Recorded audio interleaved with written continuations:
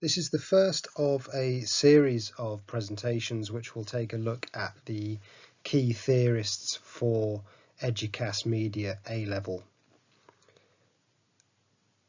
This particular presentation will look at the theories of Steve Neale, Claude Levi-Strauss, Paul Gilroy and Curran Seaton. It will be a brief look at each of the theories, and then I'll take a look at one or two of the texts to which you might be able to apply the theory. The video is by no means exhaustive. It will give you a starting point for applying the theories to these texts, and it will be up to you to go away and to apply further to each of these texts and to think about the other texts to which these theorists might apply. So we're going to start with Steve Neale's genre theory. Now, Neale says that he explores the idea that genres may be dominated by repetition, but are also marked by difference, variation and change.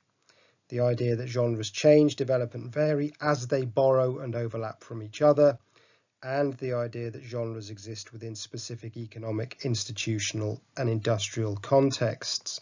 So to break that down, he says that repetition is essential for genre. That is largely because genres come with established audiences which have a set of expectations about that genre. If you are a fan of horror films, you have an expectation of what that genre will deliver, and therefore, if it says it's horror, it has to deliver on a number of codes and conventions. Also, with repetition comes expertise within a genre. You will get certain filmmakers who work within a genre, and their expertise leads to higher quality productions. But Neale says that change is also essential for genre to survive. Hybridization is one of these changes. This is where he talks about genres overlapping over time. But also, genre has to change because the expectations of audiences change. Even with horror fans, their expectation of horror changes. Their tolerance to horror changes, and therefore the genre has to adapt. And it also has to adapt because the context in which texts are received is changing. Therefore, I'm going to use horror again. You can't have a horror film with the codes and conventions of the 1960s if it's for an audience in 2021, because the context in which it is being received, attitudes to gender, attitudes to race, attitudes to violence, all of those contexts have changed, and the genre has to change to reflect those shifting contexts. So the first text I'm going to look at in relation to Steve Neale is Black Panther, and Black Panther is a really interesting text to look at in light of Steve Neale's theory. First of all, we certainly get elements of repetition here. This is the 18th film in the Marvel Cinematic Universe.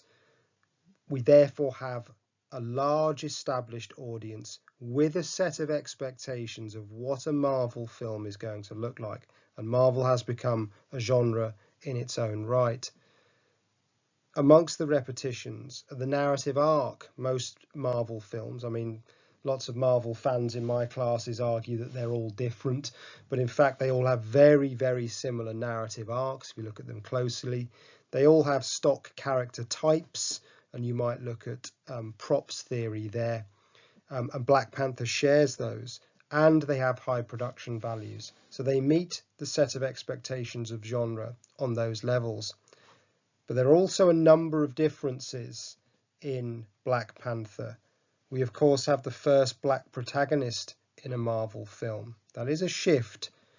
We have Wakanda, a different, more progressive representation of Africa than we've seen in films of this type, or indeed Disney films previously. And the genre has shifted in order to keep pace with a changing context. We have a film here which is, yes, it is a Marvel film, but it is now one which is very much reflecting the drive towards a more equal society in terms of gender and race. And so Marvel have produced a film and changed the genre to suit that shifting context. Assassin's Creed 3 Liberation is also another interesting text to look at with regards to Steve Neale. In terms of repetition, this is the fourth game, or the joint third game, in the franchise, the Assassin's Creed franchise, which is one of the most successful of all time. Therefore, like Marvel, it comes with an existing audience with a set of expectations. Part of the repetition, we have the Knights versus Templars storyline. It is a revenge narrative like all the other games in the franchise.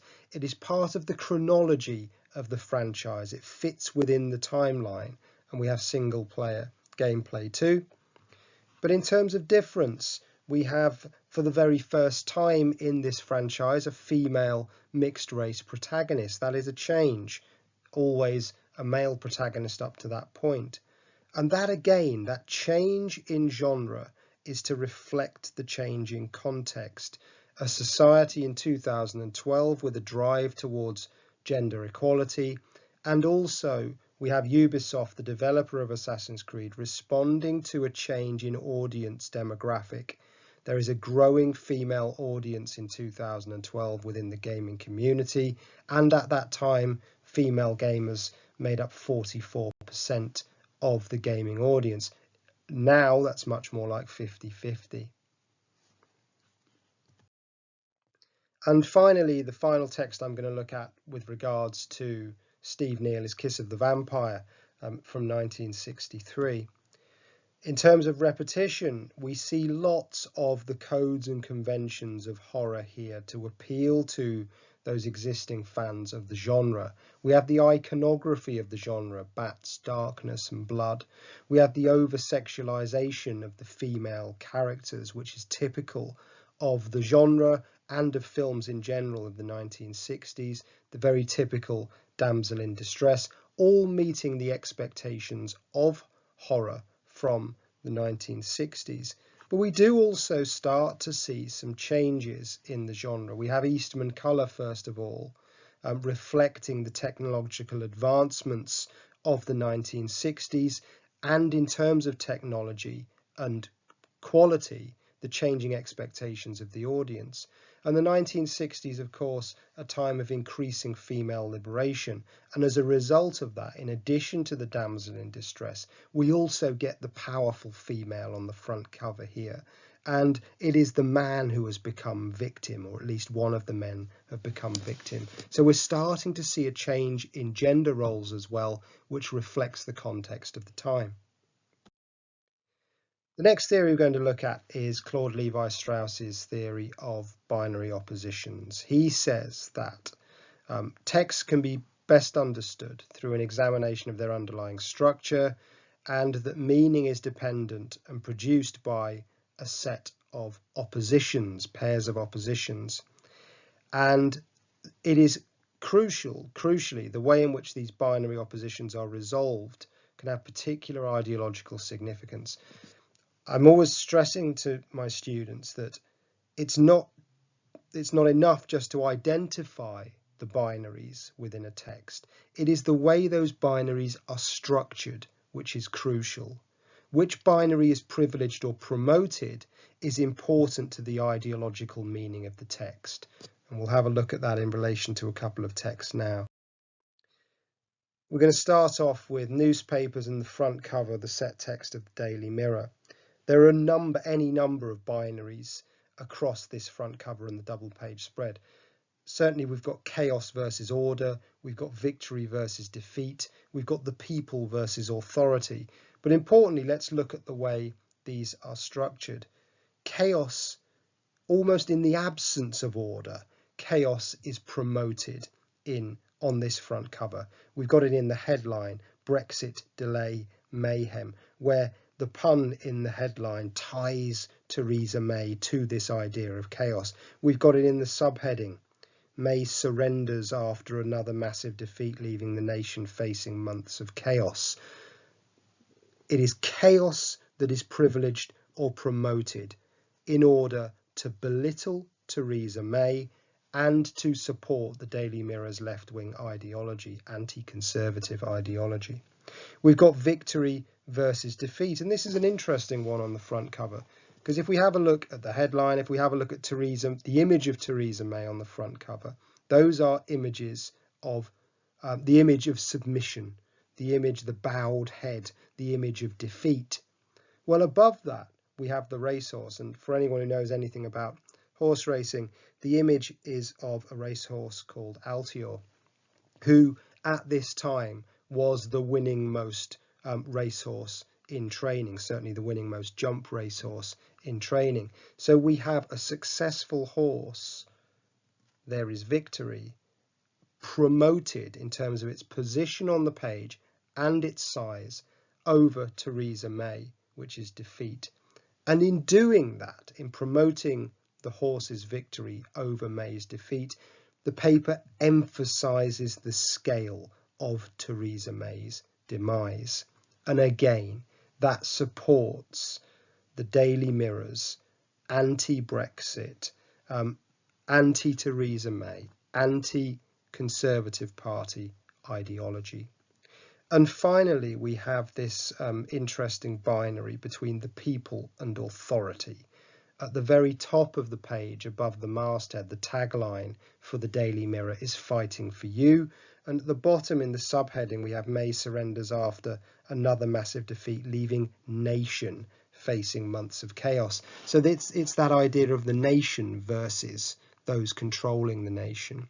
And it seems to be the nation which is promoted here, "Fighting for You" at the bottom and the nation again at the bottom. It is the people that are promoted over authority, as if to emphasise the way in which both the Conservative Party are letting the people down and the way in which the Daily Mirror can be seen as a mouthpiece for those people. On the double page spread, again, we see the binary of victory and defeat. A faller at the second, that intertextual reference to horse racing means that Theresa May is beaten. Once again, it is her defeat which is emphasised through the binary. We have an interesting binary of men and women on this centre page, double page spread. We have Jeremy Corbyn and Boris Johnson against Theresa May. On the one hand, they are smaller, which might suggest that it is the woman that is promoted. But if we look at the postures of these individuals, we have Theresa May with her hands up in a symbol of submission and a symbol of defeat. And on the left of her, we have Jeremy Corbyn with a very aggressive, authoritative stance. So it's easy to argue that actually here it's men that are promoted over women in that binary, as another example of the way in which the Mirror wants to belittle Theresa May and bring her down in the eyes of the audience. Going further through the advert, we also get this interesting binary of isolation or loneliness versus friendship and community. And you can actually look at the way binaries change. The structure of the binaries changes throughout this text. We open the text with isolation being promoted over community, with that extreme long shot of the protagonist walking alone in that barren, deserted landscape. We then get the shift later in the advert where we get community promoted over loneliness. And this is in order to relay the idea, and let's not forget they're surrounding the water pipe here. So this is the idea that we have isolation and loneliness at the start, promoted in order to create sympathy. Once we see the water tap, we then get friendship and community promoted in order to convey the idea that your money can bring this sense of community to this African community. And then at the end of the advert, we return to the idea that isolation is promoted over community, as if to remind the audience that the job is not done, that donations whilst they have done some good, should not end here. The problem is not yet fixed. Next, we're going to look at Paul Gilroy's postcolonial theory, a really interesting theory. And he says that colonial attitudes still inform contemporary attitudes, including in the media, even though we are supposedly living in a post-colonial world. He also says, and this links with Levi-Strauss's theory, that binary oppositions and ideas of otherness are created in order to maintain inequalities of power, centered on colonial attitudes regarding what is civilized. In other words, media texts will establish oppositions where a white European or American audience is in opposition, set up in opposition to the otherness of Africa or another region, in order to make that white European American audience feel superior and civilized. Essentially, ideas of white colonial superiority still pervade the media in the modern world. And we'll return here to Water Aid, which is a brilliant text to look at in relation to Gilroy's theory. We clearly have a series of images at the start of this advert which reinforce a very narrow colonial vision of Africa. A place of poverty, a place which is isolated and barren, the buckets on the head, the two men working the land, the primitive tools, all reinforce this vision of Africa, which is rooted in colonial ideals. And the reason this is done is to reinforce that white European audiences' opinion about Africa, because what that does is perpetuate this notion of the white saviour, that it is the white audience's duty to save this needy and destitute continent of Africa. Of course, Africa isn't just like this. This is an extremely narrow vision of Africa. But charity adverts in particular perpetuate this narrow vision of Africa because it makes the white audience, the white westernized European American audience, feel superior. And in feeling superior, they feel their need to save the more needy continent of Africa. And that is the principle upon which charity adverts often work. Black Panther is an interesting text to apply Paul Gilroy's theory to, because in many ways, Black Panther, unlike Water Aid, Black Panther challenges Gilroy's theory, because we have, as has been discussed before, a black heroic protagonist. We have Wakanda, which is a much more progressive vision of Africa, a place not just of natural beauty, but also of technological change, wealth, and technological advancement, and a film which is largely carrying a message of black empowerment. So we have a film here which is seeking to challenge colonial visions of Africa and colonial visions of white supremacy and superiority.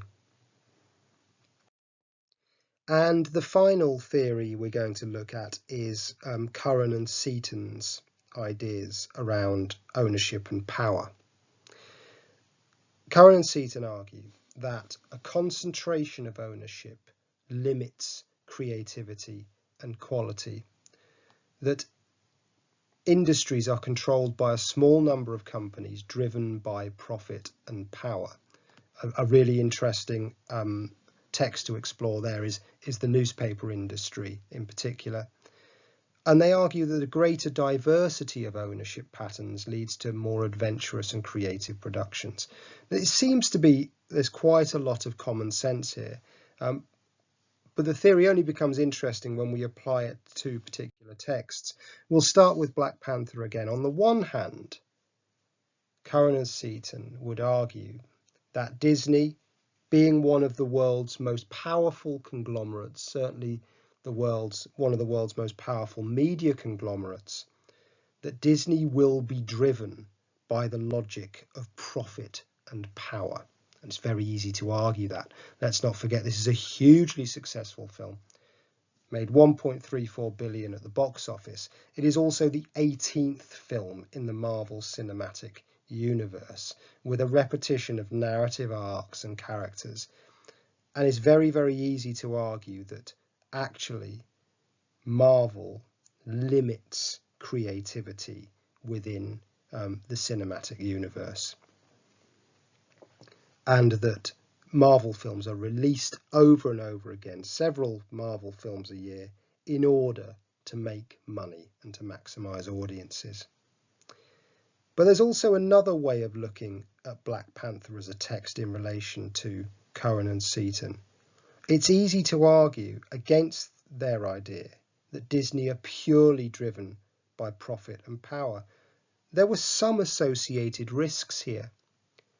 They employed the first black heroic protagonist in a Marvel film.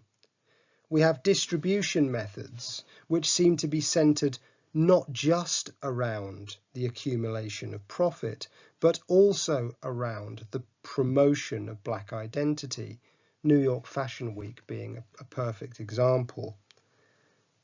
And it's easy to argue that potentially Black Panther is a text which is creative in that its purpose is centered more around social message than it is around profit. Now, I'm not trying to argue that Disney weren't trying to make a profit here. Of course they were. They were trying to make lots of money on this film. But it is your responsibility as a student to explore and to evaluate these theories as well as applying them. And it is possible to argue that Disney weren't entirely driven by profit and power when they produced and distributed this film. I, Daniel Blake, the text that accompanies Black Panther, is a text which very much supports Curran and Seaton's theory. When they say that more diverse patterns of ownership lead to more creative productions, I, Daniel Blake, is a perfect example of that. Unlike Black Panther, which is a mainstream film and therefore under the control of a conglomerate like Disney, I, Daniel Blake is an independent film. And with that comes a small budget and therefore, to a certain extent, less focus on profit. It is a film that is produced by Ken Loach. His films typically driven by social message rather than profit. They always have a social purpose. Being an independent film, the film comes with a low budget, significantly lower than Black Panther, and therefore the distribution methods are aligned more with the film's purpose and Loach's political ideology than they are with making money. The tie-in, the synergy with the Daily Mirror and Trinity Mirror, for example, is certainly one way in which we can argue that distribution is much more about driving social change than it is about targeting audiences. And then we have the film's political impact too. This was a film that was designed creatively in order to have a social and political impact. It was much less driven by profit and much more driven by its social purpose. That's a look at four of the texts, the four of the theories which you'll need to apply at A level. I'll produce a series of further videos which look at the other theories as we go.